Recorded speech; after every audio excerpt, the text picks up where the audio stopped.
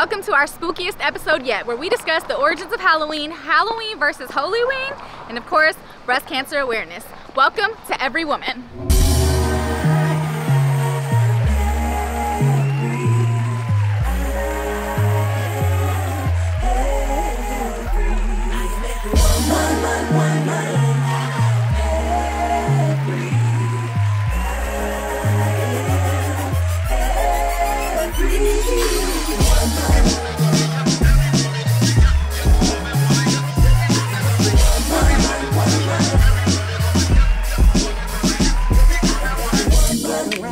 Queens over here, and make no mistake in big things over here. Goddess in the flesh, you can tell by the smell of it. Every time I step in the room, it's an elephant.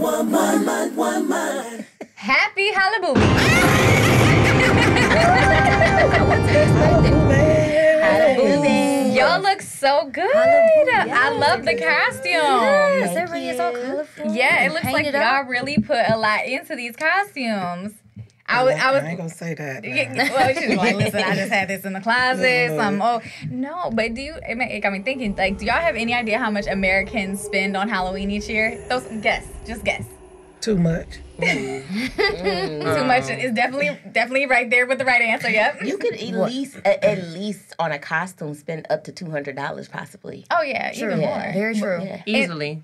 Total, how much do you think Americans as a whole? Oh, including decorations and candy. Decorations, candy, costumes, parties. I'm gonna say maybe about 50 million. 50 million. Yeah. 50 I was gonna say it was in the millions. It has to be. It's upwards of 10 billion. Wow. $10 billion. Serious? In Upwards America? of 10 billion Wow. in America. Now that's ridiculous.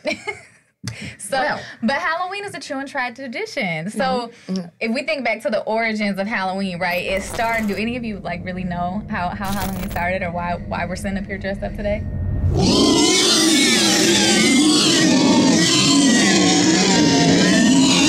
Come on, fill me in. Everybody has a bit of a theory. I feel like there's theories about how this all came about.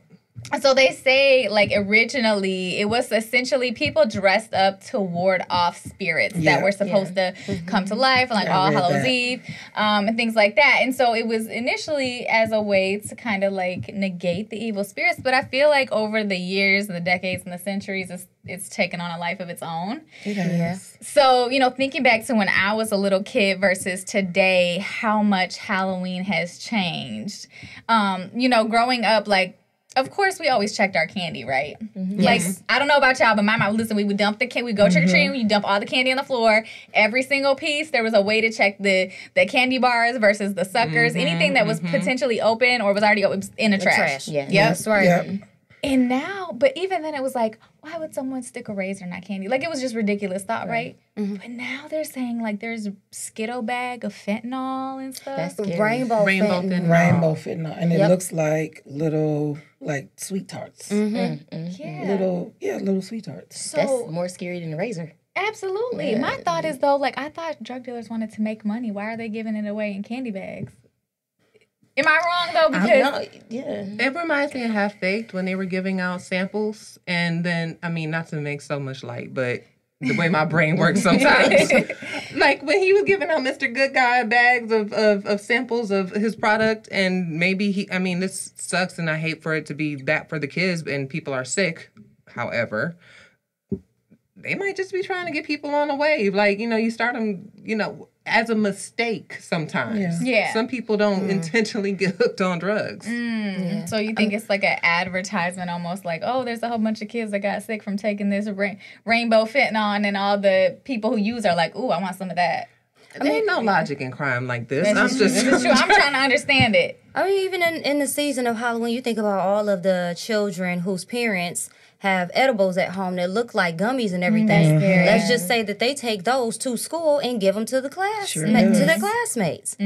That's just as bad. Well, and it's scary too because back when we were growing up, to my knowledge, there wasn't as much technology or ways to like reseal candy like there is now. Like you can take a whole bag and reseal it, and you'll never know that it was ever unsealed and tampered with because they got the little vacuum seal bags and the little blow dryer. Yeah. What is it? This some people make. I've seen it on TikTok where they make popsicles at home, but it's adult popsicles, and they cut it open and they pour out the liquid that's already in it, pour liquor in, but they use a flat iron to seal it back together. Have you seen that? No. Yes. I'm like, but I believe it. I'm like, dang, that's crazy because we didn't have that when we were growing up. So there's so much more to be concerned about now. So how do we protect our children? How do we keep them safe and still let them celebrate? You know what I mean? Like, I know it's a lot of places that do trunk or treats. I was just about to say a lot of homeowner associations and condo associations will have like, okay, if you know, drop your unopened store-bought bagged candy to the clubhouse or whatever it is, and then we'll disperse it there. And a lot of people are just opting to celebrate at home. I think the safest route to go, like, for parents and children is just do, like, the trunk or treat events or a church or even, like, get your family together and like, okay, we're going to go to Uncle's house, we can go to Auntie's house and do it that way versus going to a stranger's home and opening up that type of vulnerability to your family. But that takes away the fun. It does take away. Well, the whole thing takes, I feel like Halloween just isn't, in my opinion, as fun as it used to be when we were growing up. Yeah, the kids these days, they won't know. I want to say, I think the sense of community has also changed. And, like, once upon a time, you go outside and you play with your neighbors. Nowadays, community can be in a lot of different ways in a lot of different places. So I think that just walking around neighborhoods, rich, poor, indifferent, whatever the case may be, you're going to get a few little pieces of candy here and there. You respect it if the lights are on or not. But that was when we were growing up. And now there's all these different ways that kids can find community and celebrate with one another. It's just a lot. It's a lot more vast now. The world is now their oyster somehow. My mama was not playing around with no trick-or-treaters coming to her house because, see, she paranoid, right? She like, I ain't opening up the door when somebody see what I got in my house. You know they may be trying to rob us. Like, that's how my mom was. Like, no, she wasn't playing. It does happen. So do you think there's a change? Obviously, we changed the way that we do trick-or-treating, but do you think there's been a change in the way that we dress up and we do costumes? Absolutely. Oh, yeah. I mean, it has taken on its own form, right? Because costumes way back in the day used to just be very basic, right? But then, tarp. Plastic or paper. They were made out of paper and made out of paper. And then, like, the gory costumes did not actually come around. I don't know if you guys knew this, until after the movie Halloween came out. Oh, wow. Yeah. Okay. So the whole thing didn't start like the whole, witchcraft and all that stuff. Those type of costumes didn't come out until after that movie. That's interesting because I thought, like, even growing up, like, I know that people chose to be like scary things, but I always thought you picked something that you wanted to be. Like, I always wanted to be a Power Ranger. I always wanted to be a unicorn. Like, you dressed up as something you wanted to be, and now it's like people try to see how sexy they can get, or they try to see how evil they can get. I mean, what was that movie? The Mean Girls? Oh, yeah. In that movie, she stated that Halloween is the one day out of the year that women in particular can dress like a slut and not be judged by it. Let's blame her. Well, that's true. You should blame her. Let's blame her. Oh, yeah. Let's blame. We have officially blamed the movie Mean Girls for all sexy Halloween costumes. No, but seriously, like, people will take a firefighter costume and figure out a way to make it sexy as possible. Yes. Okay, did y'all see what Fashion Nova did with Toy Story? No. Oh my God. Buzz and Woody, you gonna have somebody with a Woody girl, okay? It's the whole booty cheeks out, breasts and everything. Like, it's cute, but where you wear that to? Wait, what's Buzz? Buzz Lightyear. It's no, I know that, but I'm saying, like, what's the costume? A two-piece, really short, super cheeky. Yeah. Wow. Oh, the Chucky costume. Now, my homegirl was Chucky. Now, she was cute, but Chucky didn't wear that. Listen, I saw somebody on my Facebook timeline today. She was a beautiful Chucky. I'm like, listen, Chucky was not that pretty. No, I think that sexy Halloween had a phase for real. Like in the 2000s, like there was so much sexy Halloween. It was interesting to me. But now, do you feel like because in the 2000s was your sexy time? Like your age, that's why you feel. I mean, they say the first thing you think about, like, oh, I want to get this car. You start seeing them everywhere. So it could possibly be that. But I also feel like there's a lot of different, again, access is tremendous right now. You can be a lot of different things. And sexy is one of them. Yeah. But I'm starting to see, like, just different, scary, but still kind of cool. I don't see as much sexy. I think it's a difference, too, between being sexy and overly exposed. Like, I've seen some costumes where this one chick just had on a sheer one piece. Like, that's not a costume. That is a swimsuit cover-up. Like, okay, you just want to show some booty. It look cute, though. Like, but it's like, then I'll see some costumes. Like, I love being a pirate. I'm going to, like later on, I'm going to be a pirate later today.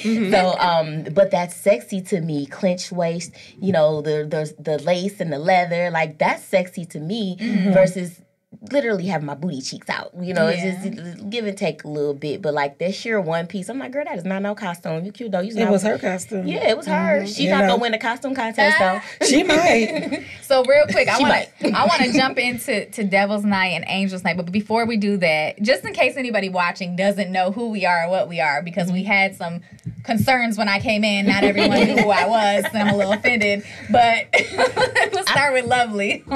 So I'm the Mad Hatter today, and fun facts about the Mad Hatter, where it actually came from. So 1800s, 1900s, people used to make hats, right? But the mercury nitrate that they would use on the hats would drive them insane. Literally, they would have tremors, their eyes would be bugged out, they would be erratic with emotions, they would hallucinate. So that's literally where Mad Hatter came from. Wow. I did not know that. Fun fact. I like it. And you look cute. Yes, you are. You did that. I love it. This is a humble brag on Lovely, who did not bring this up, but this is all from her own imagination. Yeah. That looks amazing. Yeah, you did that. Thank you. Really, really. Very good. What I did, I just looked up the movie and how his makeup was, and I was like, I could do that. Yeah.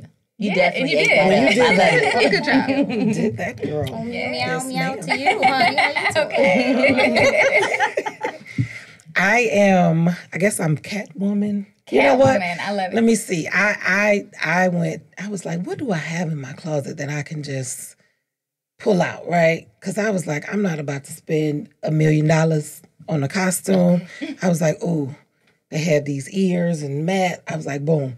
I was like, and I got this dress. Bam. So there it is, Catwoman. Oh, that's why she was like, look, I didn't spend much on my... And you can see under the table the heels, baby. Oh, yes, the heels. Now, we might show y'all the boots later, but right now we're going to keep them under wraps. Yes. So I am not Red Riding Hood. I am Sarah Sanderson from the Sanderson Sisters from the movie Hocus Pocus. Yes. Which, listen, let me tell you, I have been waiting my entire life to be Sarah Sanderson for Halloween. But I was waiting for two friends who would be my Winnie and my, what is this? Winnie, Sarah, and... What was her name? Oh my gosh. The one who, like, her. Yeah. I can't think right now. I just had a brain fog. But anyways, I've been waiting for two friends, and like it just has never happened. So this year I just decided Hocus Pocus 2 is coming out. So I'm being Sarah Sanderson, whether anybody joins me or not. Or not, that's right. So I say that to say this. Don't wait for nobody else to do what you want. That's right. You follow your dreams, dang it, even if it's just a costume. And you did good. I love it. Thank you. All right. I solicited the help of a good friend of my niece, peace to Shyla. She did my face, and because I really wasn't I'm not even buying a whole lot of maternity clothes. Y'all not gonna get me into a maternity. It's not happening. So I wore my hoodie and my Dias de las Muertes makeup. This is a different celebration during this time of year where let me not say the Mexican population, they honor their ancestors. Goodness, what is the Book of Life? If you want to know more about the holiday, you can check that out. Okay. And I've just always been really attracted to this type of makeup and everything else anyway. I really think it's beautiful to adorn something that's supposed to be so like sad and downtrodden. And but that's the selfish side of death. The beautiful side of death is a legacy that we continue to, move on from and build upon. And so we should, make that beautiful. Yeah. Awesome. I love it.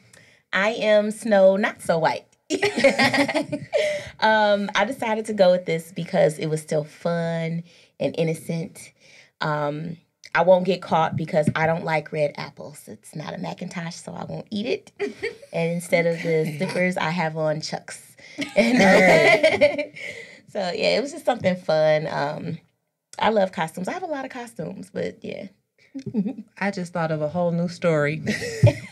So. What'd you say? Snow White with a twist. Snow White with Sarah Sanderson, and I'm in the background. Sorry. Don't need the apple red. So you guys, okay, so Halloween, like we get it, it's trick-or-treating, it's dress up, there's parties, it's like all this stuff, but prior to Halloween, and again, something going back to when I was a child, I remember Devil's Night very distinctly. Yes. Did you know that Devil's Night is only like a Midwest thing or a Michigan thing? Like Sweetie It is a Michigan thing. However, Jersey is the other city state that actually, they call it Mischief Night. Oh, okay. But we are the only I've seen that. city state that actually calls it Devil's Night. They relate it as Mischief Night, but it's the same connotation. Yeah, I just learned that in the last couple of years that it was like a Michigan thing. I'm like, Devil's Night, yes. So I remember when I was little, our house getting like TP'd, eggs. Like it was always stuff going on. And every single, it was like October 30th. Oh man, like you gotta be on. Yes, curfew, everything. And I feel like over the years, like it's kind of, people are trying to call it Angels Night now and trying to discourage that kind of behavior. They implemented curfew. Yeah, I think it worked. Yeah, because it they really stopped died it in down. 2017, 2018. They actually stopped Angels Night because they wanted to put it back into a more fun spin for the kids. They wanted to make it more, bring it back to focus on the children for that. So they was like, we not gonna do Angels Night no more. So when we think about the name Devil's Night versus Angels Night, and the whole concept and aspect of Halloween and where it came from and kind of all of the derivatives of it, do you guys ever associate it with religion or how you grew up, or do you ever think of it as, because, so I'll tell you a little story. So my first husband, his parents and entire family is extremely religious. And so his mother is very much against Halloween. She didn't want my babies dressing up. She didn't want to participate. Like in anything that we did, we would go to church and celebrate it with her. But I was just like, that was new to me because I had never experienced. I'm like, it's Halloween. Like, what do you mean? It's not. It's just, we're just getting candy. But she was very much against it, and she would like pray over it. Like if we decided to dress the babies up, she'd be praying over them and everything. And so I was like, okay. Well, now I have two stepchildren that their mother also does not celebrate Halloween. So out of all the kids, like those two children are not able to participate in all the Halloween activities. So do you guys have any experience with that? Like where your religion or your family's religion played a part in how you celebrate? We did. Growing up in my old church, we actually would celebrate Halloween at church. So we would do like this huge Halloween party, and we would actually turn part of the church into a haunted house, like with all of the everything. So we had the casket, somebody was in the casket, you had the scary lights and other stuff, and they turned it into a huge Halloween party for the kids because they didn't want to have the negative connotation along with it, but they wanted the kids to have somewhere safe to be able to celebrate the holiday. So they did like the cats. So they really bought into like all the like evil side of Halloween. They did. They went all out to make it the dry ice, to make the smoke and the whole bit. Now, like the church that I'm at now, like my pastor wants to do away with the whole, we call it Harvest Fest. He wants to do away with it. Like today we did a trunk or treat with the kids, and I'm sorry, not today, but when we went to church, we did the whole trunk or treat with the kids and had the whole Harvest Fest bounce house thing. But he doesn't want to do it anymore because of the negative connotation that goes along with it. So I always grew up with it being not so much a negative light on it, but just a light where kids could have somewhere safe to go to celebrate, if you will. It never had a negative light with me growing up. It was just like, we gonna put on this plastic tarp and this face mask with a string over back, breaking the back later, and I'm gonna get my candy. Like that's what it was. Exactly and even as far as church, like that was the first me even hearing like, a haunted house in a church, because the church that I virtually go to now, they call it Harvest Fest. And he like, bring the kids out, get the candy and things like like that. It never had a negative spin. The only negative spin I had on Halloween was quote unquote Devil's Night. Like the area I stayed in was like we had bars on the windows, and you know you hear the gunshot, boom, hit the floor. I had to grow up like that, so it's like that was a relief. I went from hearing the things that I heard outside versus now it's safe. Like, you know, yesterday trotted around like it was nothing. And I don't have anything to worry about in this day and age when it comes to things like that. Devil's Night was always, to me, translated to they're going to be burning stuff up outside. Yep. So to me, devil was flames. Hell is fire. So they're going to be burning up abandoned houses. And being an 80s baby in Michigan. Oh, yeah. We came out of an era where in 68, that whole riot situation tore our neighborhoods up limb from limb. Yeah. And moving forward, there are still remnants of those riots. There are still abandoned buildings and dangerous situations, not as much as there was, because here we are now talking about Devil's Night, thankfully being a phrase and a thought of the past. They inverted it to Angel's Night, which then, of course, made it a religious thing. Yeah. And then going back to the origins of what Halloween is, I know you spoke to some origins, but even beyond that, pagans and Vikings and all of that kind of stuff, you know, they don't know that it's summer, winter, spring, and fall. They weren't, well, I will say that perhaps they did not know that it was summer, winter, spring, and fall. And in this particular theory of Halloween, it's actually they're not happy with the fact that it's about to be winter. There is a literal death coming. There's a whole season of cold and dying, and the leaves are turning colors, and that's scary. Yeah. And so that in itself, that fall festival, that harvest, that transition, all of that scariness and that pagan origin has, I believe, evolved into what this is now. Yeah. And, you know, to your point, and this is an entirely different conversation, but a lot of widely celebrated and recognized holidays in the United States have a pagan background. So what's so different about this? Are celebrated and recognized as Christian holidays. But again, conversation for another day. We can have that at Christmas time. They wrote off spirits of Mardi Gras too. But that's Catholic. Yeah, I mean, like, literally, if you get into my thing is, holidays, period, for me, just lighthearted, right? My husband and I were talking about it today. I'm like, I love celebrating. Like, I will celebrate anything. And my husband's like, not everybody's like you. Not everybody wants to celebrate everything. I'm like, student of the month, let's celebrate. You got to everything, let's celebrate. New job, I don't care. I'm like, let's celebrate everything. So a holiday, I'm going all out. I'm decorating. I'm dressing up. We eating good, like everything. And so my thing is, give me a reason. Give me a holiday? Okay, let's do it. I'm not looking at it, nor do I have the intentions in my heart. And I fully believe, like, it's all about where your intentions lie, right? And where you're coming from in your heart. So if your heart is in the right place and you're dressing up and eating candy, I don't think there's anything wrong with that. It's okay. Like, it's all about what's in your heart. So, and I'm all about because I want food and liquor at any celebration I'm at. I think they should, like, it's not a big deal, personally, for children to dress up or anyone to dress up. It's people out here running around everyday lives and they are dressing up and they call it going to corporate or going to their regular job. Oh, that's another conversation. Something like that. I mean, so just be like, life is so hard as it is already. Absolutely. So why not let somebody put a little bit of lipstick on, put a dress on? Like you said, back in the day, our outfit was a whole plastic suit and a hard mask. Hard mask. Listen, I was nothing wrong with it. One year, I was an angel, and we didn't have money. So my angel getup was a slip.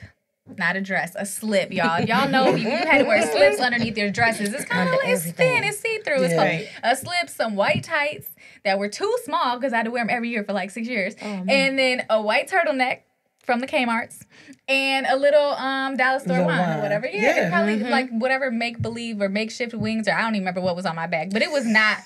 I look back at that picture every year like...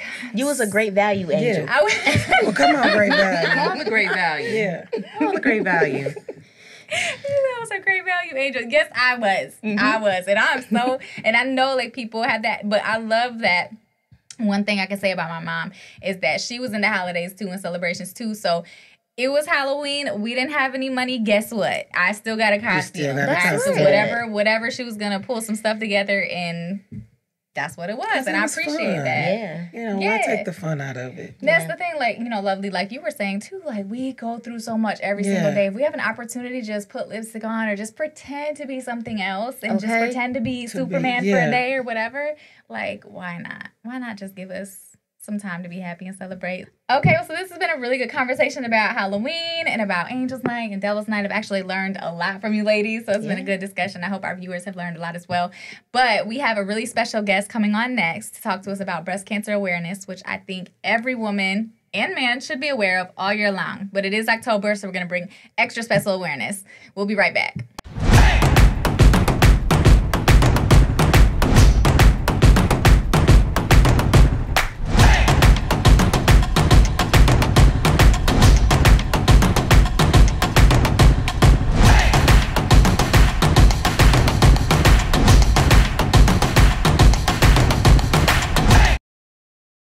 In these museum streets. As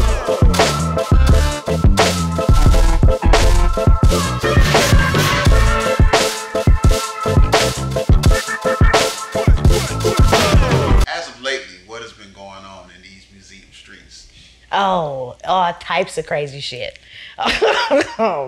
From the FBI pulling paintings off the wall at the Orlando Museum of Art, from, you know, the smuggling of Egyptian antiquities at the Louvre, Abu Dhabi, you know, from shootings and stabbings. The last couple months have been real crazy out in these museum streets. Welcome back. As I mentioned, October is Breast Cancer Awareness Month. And although every woman and man should be aware of breast cancer all year long, we do pay special attention during the month of October. So here on Every Woman, we have brought in a very special guest, Dawn Floyd of My Sister's Pink Journey Foundation, to talk to us more about her experience and why she started this foundation. Welcome, Dawn. Thank you. Thank you so much. I'm excited to have you here. I've been really eager to talk to you the whole time we've been recording, because it sounds like you've done something really great, and I'm excited to hear about it from you. So can you tell us a little bit about yourself and why you decided to start this foundation? Absolutely. And thank you all for having me here today. I am also excited to be here to share my story and to also let you all know what I've done since my diagnosis. And so, as you stated, I am the founder of nonprofit foundation, My Sister's Pink Journey. In 2015, I turned, in July actually of 2015, I turned 40. I was so busy trying to plan a 40th birthday party that I did not quite make my appointment in July. But I did make that first appointment in the latter part of September. And so upon having my mammogram, I was called back for some additional testing, which it was found that I had stage 2B breast cancer in the left breast and also in my underarm area. I was not aware that filling under your arm area is also part of a breast exam as well. And the reason why I bring that up, because prior to me actually going to have the exam, I had a lump under my arm. And I don't know if you guys have ever suffered with boils. Anybody ever suffer with boils? I did. And so I thought that that's what that lump was. It was just another boil that would come and it would eventually drain. But when I went for that exam, and I actually went to talk with the doctors, they said that that lump was cancer. And so I always like to bring that up because that is important, that when we do our exams, we're also doing the breast area, but we're also doing the underarm area as well. And so with the diagnosis, obviously was a treatment plan, right? I was 40 years old, the mother of a 10-year-old. I was also married. But the first thing came to my mind was that I was going to die. Hearing the word cancer.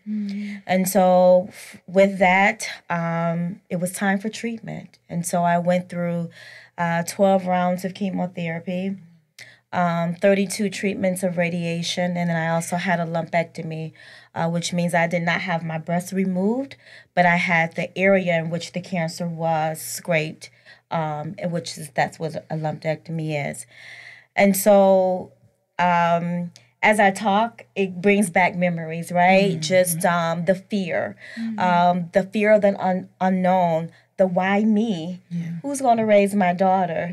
I guess I forgot about my husband, but, just all of those, things came about. And so then the process started with treatment. And I had such an amazing support system as I went through treatment that even while I was going through, I knew that God had a plan for me. And there was a reason for this journey. I didn't quite know what it was then, but I was taking notes and I was journaling my thoughts and my process. And as time went on, this was obviously a 6-month process that I went through. I knew that all of the love and all of the encouragement and the support that I received, I had to give that back, which is how we birthed my Sister's Pink Journey. And so with the cancer diagnosis, it not only affects your physical, your mental health, but it also can affect your finances as well. I actually ended up looking up like some healthy foods that would help with reducing the risk of breast cancer. So things like citrusy fruits and fatty fish could also help in beans. Yes. That's why I was curious beans help a lot of things. Yeah, they do. But things like dark leafy vegetables like kale, you may not like some of these things, but in the long run, it's really very helpful. And even if you can take supplements, if this is not something, you have a day that's so busy that you can't get that in, just make sure you take supplements. So going through what you went through when you realized, okay, I understand that this is affecting my physical health, my mental health, and my financial health. And it prompted you then to understand that there's a need for some assistance for others to experience what you're experiencing. So what was it, or how did that initiation of starting my Sister's Pink Journey come together and happen for you? So to be honest, as I was going through treatment, starting an organization was not always at the forefront. I just knew that I was put into situations where I needed assistance. And so there wasn't anyone that would come to us or come to me to indicate that there was assistance. So at that point, I knew that there had to be something put in place that we let patients know that if you are experiencing difficulties, financial hardship, someone is there to help you. And so, again, as I stated, I journaled a lot. And so those are some of the things that I wrote down. And then after treatment, I knew that I had to start somewhere and giving back. And so that's when I started to think about a foundation that I could possibly create so that we could be of financial assistance to people in active treatment. So you founded My Sister's Pink Journey in 2017, right? Right after treatment, that's correct. Okay. Yes. So 5 years you've been doing this. And how has the growth happened? I guess in the course of 5 years, obviously you started out understanding that there was a need for financial assistance.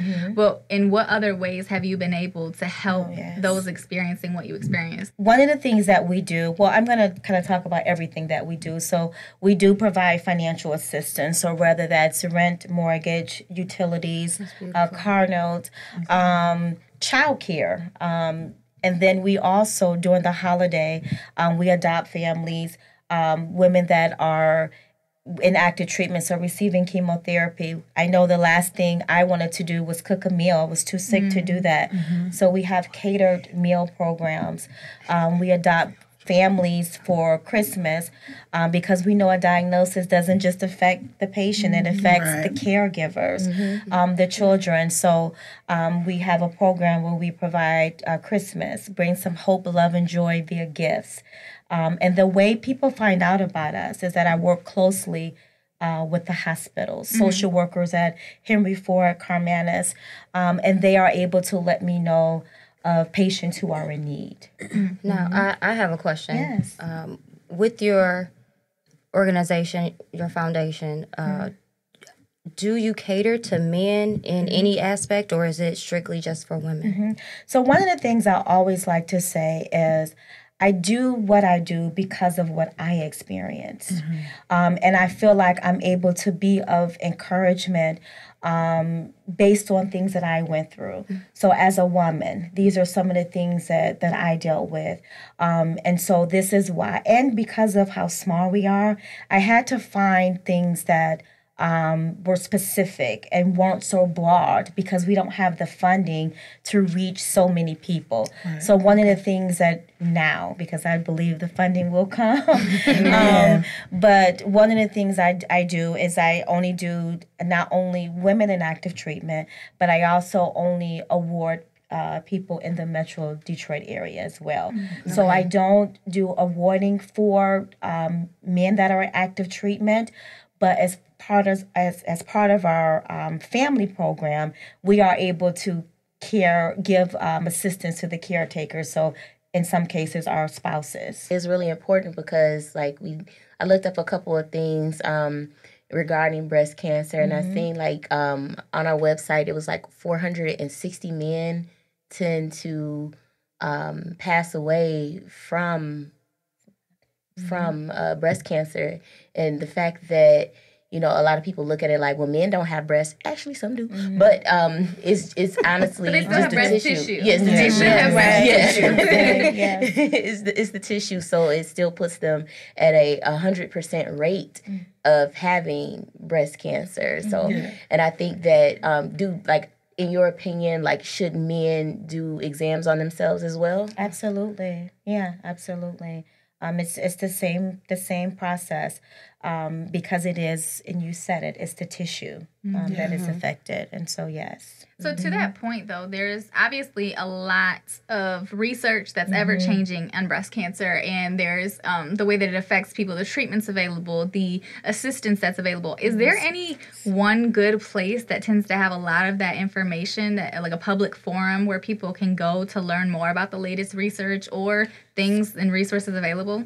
So one of the things I always like to say is that I remember the day that I got my diagnosis and I was called in to speak with the doctors on what level I was diagnosed at or what stage I was diagnosed. And I remember the nurse saying to me, if you have gotten this diagnosis 20 years ago, 10 years ago, the outcome we would be worried about. And so the fact that there is research that is going on and the survival rates, as you have done your research and you see are greater now, is amazing. One thing I would like to always be open about in regards to MSPJ is that in terms of the research and medication, we don't focus on that. We know that the money is out there. We're thankful for that the research is is there. But the American Cancer Society is amazing in far as posting statistics on the research based on medication and findings. So I always let people know that is an awesome source to go to find the latest in medication and research. Yeah. Dawn, is there... Oh, go ahead. I'm sorry. No, go ahead, Alicia. So, no, I have a question as it relates to, the hereditary portion of it, because with you being diagnosed and you having a daughter, is it a need for her to go earlier and to get tested? Yes. Because I know that when it runs in the family, they tell you that maybe you should come in before the age of 40. Absolutely. An amazing question. And yes, while you're going through treatment, one of the things that is done is called genetic testing. Okay. And genetic testing tells you whether your siblings should go to test early. Okay. So your sisters or brothers should go and test early. I'm very thankful that through my genetic testing, that it was not found that this is something that's hereditary. Okay. However, because I was diagnosed at such a young age with no family history, my daughter does need to go early for testing. Okay. Yes, absolutely. So having gone through this experience, what advice would you have to the lay person who hasn't maybe had any experience with breast cancer at all, as far as how often should they be checking themselves? Yes. Like, how concerned should they be with getting a mammogram? What kind of conversation should they be having with their doctors? Just anything that you can think of that might help somebody who really hasn't thought about it. Yes. So one thing that I heard you say in the intro is that this is October, Breast Cancer Awareness Month. However, we all know and can agree that we have designated October as being Breast Cancer Awareness Month, but this is something that we should be adhering to past November. I mean, past October, right? And so I would tell people to make sure that not only are you getting your mammograms, but that you are doing self-examinations as well. It is so important. I actually spoke at a school on Friday with another survivor, and she found her lump in the shower. So, this just speaks to the fact that you have to do your self-exams because, we may find things earlier, obviously, than waiting for an actual mammogram appointment. So I would tell people, do your breast exams at home, schedule your yearly mammogram and pay attention to your body and be conscious of what we're eating. Real quick, hold on. Your earring. I know. I didn't want to. I'm like, is it going down further? Is that just me? That was too cute to let fall. I'm sorry. So I had how you said, to exam in the shower. Like, I was getting myself ready, and this happened like years ago, over 5 years ago. And I felt a lump. And I was scared. Like, I told my boyfriend at the time, and I cried myself to sleep that night. Made a doctor's appointment, went in. And they end up doing a biopsy. And thank God it came back. It was a benign cyst. And they said women around my age tend to get cysts in their breasts. And I had to have a mammogram for the first time. That was the most uncomfortable thing that I ever had to endure. I felt like they pulled my back fat to the front and made more boob than I had into putting that machine. No. But listen, I'd rather be safe than sorry. What I am going to say is I want to insert this in because I want to make sure that we cover men in this as well. Say that. So when you speak of mammograms, they go through the same things that we have to go through. The only other option that they have, it's like a regular mammogram where their breasts are smashed between the machine and the photographs are taken, but then they also do ultrasounds for them as well.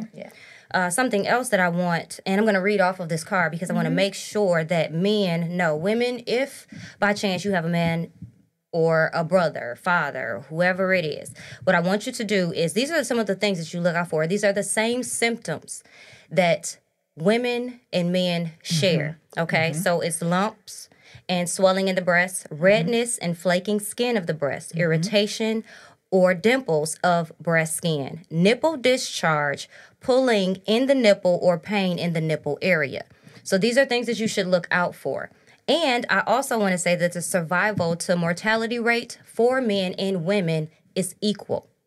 So men, really take the time for some self-care and get yourselves checked out as well. Just wanted to make sure we covered y'all too. Yes. I love y'all too. A very good point. And I also want to respond to your last statement. One of the things that we think about is the what if, a lot of people don't want to do the exam because they are afraid of what they may feel, right? And, I can talk about what I've gone through. It's been 6 years for me. But I have to be honest in saying that I still get nervous. I still get nervous when it's time to do those exams. Absolutely. When it's time to go and get the mammogram, I still have, it's challenging for me. Yeah. But I do it because I know that I'm not exempt from it. None of us are. That's we pray that we don't get it.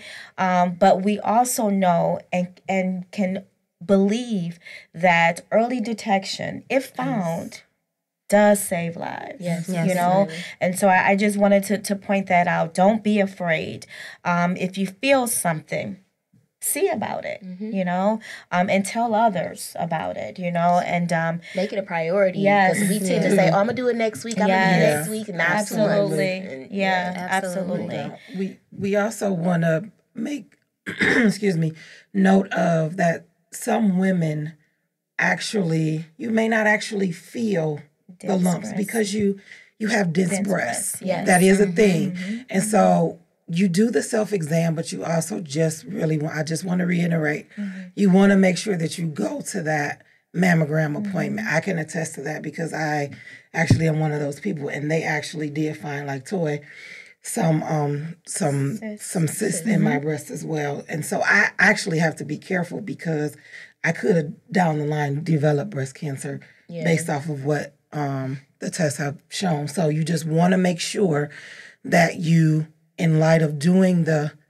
self-check, you still want to go and have those because you may not necessarily feel the lump and it could be there and you just don't know. Yeah, that's a good point. I've my whole life I've been told I have very dense breasts, so I always have lumps. Always. That's just what it is. So I think I've become immune to it because when I checked, I'm like, it's whatever. Yeah. It changes month to month.